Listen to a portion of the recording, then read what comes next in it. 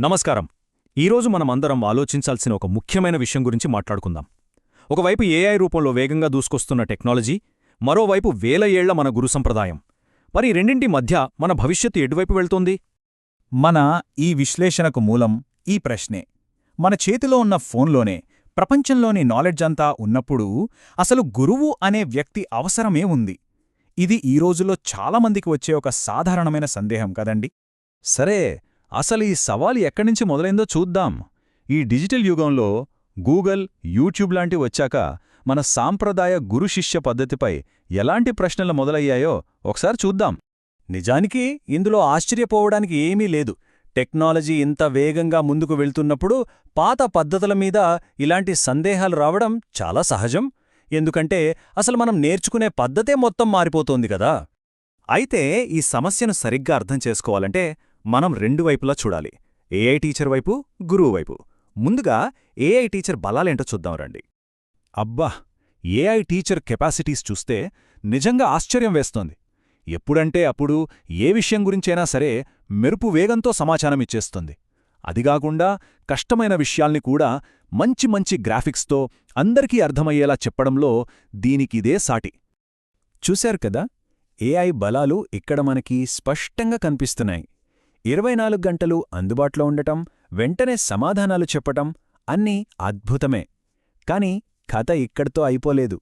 ఇది కేవలం ఒకవైపు మాత్రమే. మరి ఆ రెండో వైపేంటి? ఆ ఖాళీలో ఏముందో చూద్దాం. ఇప్పుడు నాణ్యానికి రెండో వైపు చూద్దాం. అంటే టెక్నాలజీకి కూడా అందని, ఎప్పటికీ నిలిచి ఉండే గురువు పాత్ర గురించి మాట్లాడుకుందాం.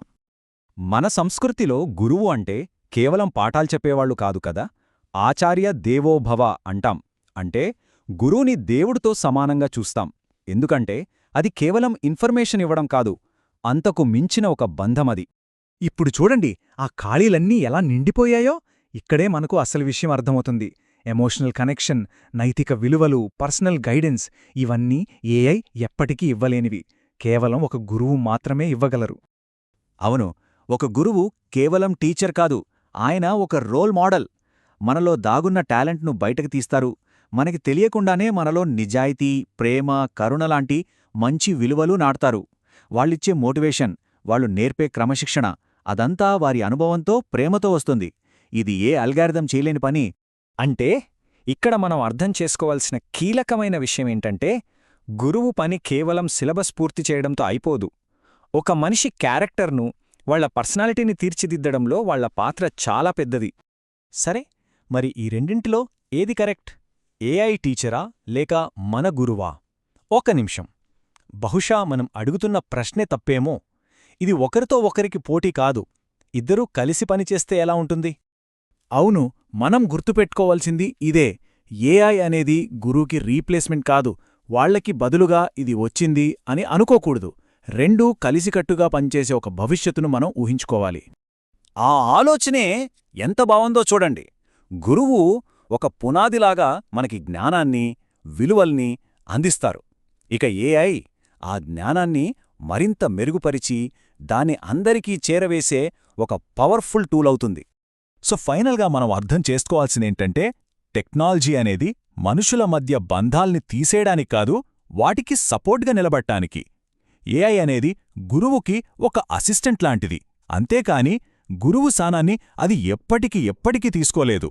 ఎందుకంటే టెక్నాలజీ ఎంత పెరిగినా ఒక గురువు తన శిష్యుడి కళ్లలోకి చూసి ఇచ్చే ధైర్యం, భుజం తట్టి ఇచ్చే ప్రోత్సాహం, ఆ అనుబంధాన్ని ఏ టెక్నాలజీ కూడా భర్తీ చేయలేదు. అది ఎప్పటికీ ప్రత్యేకమే. మరి ఈ విశ్లేషణను ముగించే ముందు ఒక ప్రశ్న. భవిష్యత్తు తరగతి గదుల్లో మనం దేనికెక్కువ విలువివ్వాలి? స్పీడ్గా దొరికే ఇన్ఫర్మేషన్కా లేక నిదానంగా దొరికే వివేకానికా? కేవలం సమాచారానికా లేక సంస్కారానికా? దేనికి మనం పెద్దపీట వెయ్యాలి? ఒక్కసారి ఆలోచించండి.